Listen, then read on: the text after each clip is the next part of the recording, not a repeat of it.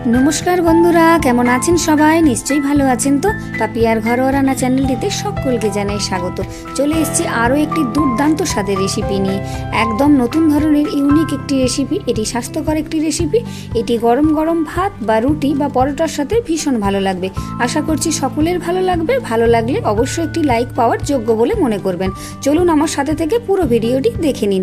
আমি তাহলে শুরু করছি আজকের রেসিপিটি। এখানে আমি 1 কাপ মতো মুসুর ডাল ভিজিয়ে রেখেছিলাম 3-4 ঘন্টা মতো। আপনারা চাইলে 2 ঘন্টাও ভিজিয়ে রাখতে পারেন। ডালগুলো বেশ ফুলে উঠেছে আর ভিজেও গেছে। এটাকে আমি জল ঝরিয়ে একটা মিক্সির বাটিতে নিয়ে নিচ্ছি। এখানে আমি সমস্ত ডালটাকেই জল ঝরিয়ে একটা মিক্সির বাটিতে নিয়ে নিয়েছি। এবার এর মধ্যে দিয়ে দিচ্ছি আমি 2টো কাঁচা লঙ্কা আর কয়েক টুকরো আদা। এবার এটাকে আমি একটা সুন্দর পেস্ট তৈরি করে নেব। তৈরি হয়ে গেছে আমার ডালের পেস্ট, ডাল আদা কাঁচা লঙ্কার পেস্ট। এবার সমস্ত পেস্টটাকে বা ডাল বাটাটাকে আমি একটা বাটির মধ্যে ঢেলে নিচ্ছি। এবার এর মধ্যে আমি অল্প পরিমাণ নুন দিলাম, 1/2 চা চামচ মতো নুন দিলাম। দিয়ে এটাকে ভালো করে নেড়েচেড়ে মিশিয়ে নিচ্ছি। এটাকে কিন্তু হাত দিয়ে আমি ফেটিয়ে নেব। এটা হাত দিয়েই ফেটাতে হবে, সুন্দর করে না হাত দিয়ে ফেটালে কিন্তু ভালো হবে না। আর এই যে ধারে ধারে ফুলগুলো দেখছেন, দেখি অনেকের ভিডিওতে বেশ এরকম ফুল বা গাছ দিয়ে ভিডিও বানান, দেখতে ভীষণ ভালো লাগে। ভাবলাম আমিও একটু করি, দেখছি না বেশ ভালোই লাগছে। এবার দিয়ে দিলাম আমি 1/2 চা চামচ হলুদ গুঁড়ো। দিয়ে এটাকে আমি 3 থেকে 4 মিনিট খুব ভালোভাবে ফেটিয়ে নেব। ফেটিয়ে নিলে কি হয়, বেশ ফ্লপি হয়, ফুলে ফুলে ওঠে, ভীষণ ভালো লাগে। ফেটানো হয়ে গেছে। আর এদিকে আমি একটা প্যানে বেশ কিছুটা জল গরম করে এর মধ্যে নুন দিয়ে নিয়েছি। এটাকে আমি ফুটিয়ে নেব। আর ডালটা ওদিকে আমার সুন্দর এই যে দেখুন ভালো করে ফেটিয়ে একদম রেডি করে নিয়েছি। জল ফুটে উঠেছে। এবার এর মধ্যে সমস্ত ডালপাটাকে থেকে আমি ছোট ছোট বড়ার আকারে দিয়ে নেব। এটা থেকে কিন্তু বেশ সুন্দর একটা বড়া শ্যাপ তৈরি হয়ে যাবে আপনা থেকেই। আর এটা কিন্তু অবশ্যই ফুটন্ত জলে দেবেন, একদম গরম জলে দিয়ে ভুল করবেন না। আর ভাববেন না যেটা জলের মধ্যে দিলেই যে গলে যাবে বা ঘেঁটে যাবে। এটা ফুটে উঠেছে। আর আমি একটা চামচ দিয়ে উল্টে পাল্টে দিচ্ছি একদিকটা, যাতে পুরোটাই ভালোভাবে সেদ্ধ হয়ে যায়। আর অনেক বেশি কিন্তু ট্যালট্যালে জল দেবেন না, একটু মাঝামাঝি মাপের জল দেবেন। আর এরকম একটা বড় জায়গা নেবেন, তাহলে একসাথে সমস্ত ডাল বাটা থেকেই বড়ার আকারে আপনারা দিয়ে নিতে পারবেন। এটা ফুটুক। এদিকে আমি গ্যাসে একটা কড়াই বসিয়ে 3 টেবিল চামচ মতো সর্ষের তেল গরম করে নিচ্ছি। তেল গরম হয়ে যেতেই এখানে আমি 2টো তেজপাতা আর একটা শুকনো লঙ্কা আর অল্প কিছুটা গোটা জিরে আমি ফোড়ন দিয়ে দিলাম। এবার ফোড়নটাকে একটু নেড়েচেড়ে আমি ভেজে নেব। এটা ভাজা হয়ে গেলেই আমি এর মধ্যে একটা মিডিয়াম সাইজের পেঁয়াজ পাতলা করে কেটে রেখেছিলাম, সেটা এর মধ্যে দিয়ে ভালো করে নেড়েচেড়ে আমি ভেজে নিচ্ছি। যারা রান্নাঘরে নতুন তাদের কিন্তু ভীষণই ভালো হবে এই রান্নাটি শিখে নিলে। এদিকে এটা সেদ্ধ হয়ে গেছে। গ্যাস বন্ধ করে আমি ঢাকা দিয়ে রেখে দিলাম। এদিকে পেঁয়াজটাও বেশ সুন্দর ভাজা হয়ে গেছে। এখানে দিয়ে দিলাম আমি 1/2 চামচ আদা রসুন বাটা, 1/2 চামচ রসুন বাটা, 1/2 চামচ আদা বাটা। এবার এটাকে নেড়েচেড়ে নিচ্ছি এর থেকে বেশ একটা ভাজা গন্ধ বেরোনো পর্যন্ত। এটা ভাজা হয়ে গেছে। এর মধ্যে দিয়ে দিলাম আমি একটা ছোট সাইজের টমেটোর টুকরো। এটাকে টুকরো করে কেটে রেখেছিলাম, এটা এর মধ্যে দিয়ে দিলাম, একটু নেড়ে চেড়ে নিলাম। এবার এর মধ্যে দিয়ে দিচ্ছি আমি 1.5 টেবিল চামচ মতো পেঁয়াজ বাটা।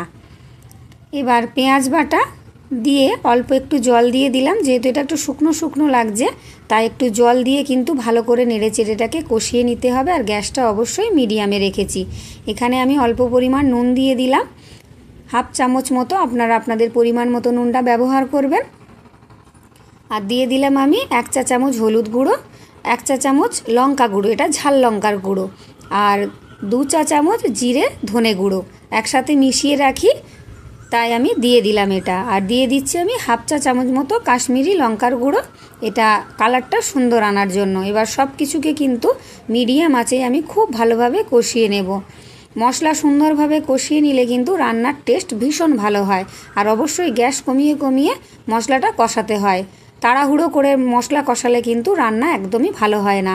এখানে কিন্তু মশলা থেকে তেল ছেড়ে গেছে। আর টমেটোগুলোকে আমি খুন্তির সাহায্যে চেপে চেপে একদম গলিয়ে মশলার সাথে মিশিয়ে দিয়েছি, দেখতে পাচ্ছেন। আর দিয়ে দিলাম আমি 1/2 টেবিল চামচ চিনি। চিনি দিলে কিন্তু রান্নার টেস্ট বেশ ভালো হয়। আর 2টো মিডিয়াম সাইজের আলু আমি এইভাবে লম্বা করে কেটে আগে থেকে সেদ্ধ করে রেখেছিলাম। এই রান্নাটা কিন্তু সেদ্ধ আলুতেই ভালো হবে। সবসময় সেদ্ধ আলু দিয়েই রান্নাটা করার চেষ্টা করবেন। এবার মশলার সাথে আলুগুলো সুন্দরভাবে আমি কষিয়ে নিচ্ছি। আরও মিনিট খানেক ধরে আমি মিডিয়াম আঁচে মশলা আর আলুগুলোকে সুন্দর করে কষিয়ে নিচ্ছি। যদি ভালো লাগে ভিডিও তাহলে অবশ্যই কমেন্ট করে জানাবেন, আর বন্ধুদের সাথে বেশি বেশি করে শেয়ার করে দেবেন। আর যারা প্রথমবার দেখছেন আমার ভিডিও, ভালো লাগলে অবশ্যই চ্যানেলটি সাবস্ক্রাইব করে পাশে থাকা বেল আইকনটি প্রেস করে অল করে রাখবেন। আমার সুন্দর সুন্দর ভিডিওগুলো সবার আগে আপনার কাছে পৌঁছে যাবে। আলু মশলা সব কষানো হয়ে গেছে। এবার আমি যে ঢাকা দিয়ে রেখেছিলাম ডাল বড়াগুলো, এই যে দেখুন, এবার তলায় কিন্তু সেরকমভাবে কিছুই ধরেনি। আমি সব কিছুকে নেড়ে চেড়ে এবার এক এক করে বড়াগুলোকে আমি এর মধ্যে দিয়ে দিচ্ছি। আমার পুরনো বন্ধু যারা সবাই আমার পুরো ভিডিও দেখেন তাদেরকে অসংখ্য অসংখ্য ধন্যবাদ, আর যারা নতুন বন্ধু আমার তাদেরকেও অসংখ্য ধন্যবাদ। তাদেরকেও বলছি আমার পুরো ভিডিওগুলো একটু দেখে দেবেন। সমস্ত ডালের বড়াগুলো আমি এর মধ্যে দিয়ে সুন্দর করে নেড়ে চেড়ে একটু কষিয়ে নিচ্ছি। এই সময় কিন্তু তাড়াহুড়ো করে মেশাতে যাবেন না। যদিও ডালের বড়াগুলো ভাঙবে না, তবুও খুন্তির আঘাতে তাড়াহুড়ো করে মেশাতে গেলে হয়তো কেটে বা ভেঙে যেতে পারে। তাই হালকা হাতে খুব সাবধানে এটাকে একটু নেড়ে চেড়ে নিতে হবে। আর এই যে ডাল সেদ্ধর জলটা, এটা কিন্তু আমি ফেলিনি, এটা এর মধ্যে দিয়ে দিলাম। আর এর মধ্যে কিছুটা জল দিয়েও আমি এর মধ্যে দিয়ে দেব। আর এর মধ্যে কিন্তু আমি আর জল দেব না, এই জন্যই বলেছিলাম যে সেদ্ধ আলু দিয়েই রান্নাটা ভালো হবে। এর মধ্যে আর জল দেব না, এই জল দিয়েই কিন্তু এটাকে ভালো করে নেড়েচেড়ে একটু আমি ফুটিয়ে নেব। আর এই রান্নাটা কিন্তু একটু গা মাখো মাখো বা শুকনো শুকনোই ভালো লাগবে, বেশি ঝোলঝোল কিন্তু ভালো লাগবে না। ছোট থেকে বড় সকলেরই পছন্দ হবে এই রান্নাটি। একবার বাড়িতে অবশ্যই ট্রাই করবেন, অবশ্যই অবশ্যই বাড়িতে বানিয়ে দেখবেন। ভালো লাগলে আমাকে কমেন্ট করে জানাবেন। এটা একটু শুকনো শুকনো হয়ে গেলেই আমি এটাকে ফুটিয়ে নিচ্ছি শুকনো হওয়া পর্যন্ত। এবার দিয়ে দিলাম আমি হাফ চা চামচ গোটা গরম মশলা গুঁড়ো করে রেখেছিলাম, সেটা দিয়ে দিলাম। আর কিছুটা কসৌরি মেথি হাতের সাহায্যে এইভাবে ঘষে একটু গুঁড়ো করে দিয়ে দিচ্ছি। আপনারা চাইলে যদি ধনেপাতা থাকে তাহলে ধনেপাতা কুচি দিয়ে দিতে পারেন। কসৌরি মেথি যদি হাতের কাছে না থাকে তাহলে ধনেপাতা কুচি আপনার রান্নার সাথে মিশিয়ে দিতে পারেন। রান্নাটা কিন্তু ভীষণ ভালো হবে, খারাপ হবে না। এবার সব কিছুকে খুব সুন্দরভাবে আমি মিশিয়ে নিচ্ছি। আর অল্প কিছুক্ষণ ফুটিয়ে আমি গ্যাস বন্ধ করে এটাকে ঢাকা দিয়ে স্ট্যান্ডিং টাইমের জন্য রেখে দিলাম। আমার পুরো রেডি হয়ে গেছে। আমি একটা জায়গায় কিন্তু পুরো রান্নাটি ঢেলে নিয়েছি। এটি গরম ভাত, রুটি, পরোটার সাথে ভীষণ ভালো লাগবে, ছোট বড় সকলের ভালো লাগবে। তাহলে বন্ধুরা দেখা হচ্ছে আবার একটি দুর্দান্ত রেসিপি নিয়ে। ততক্ষণের জন্য সকলের সঙ্গে টাটা। সকলকে আমার অনেক অনেক ধন্যবাদ, আন্তরিক প্রীতি, শুভেচ্ছা এবং ভালোবাসা রইল। অপেক্ষায় থাকুন আমার আরেকটি ভিডিও আসা পর্যন্ত।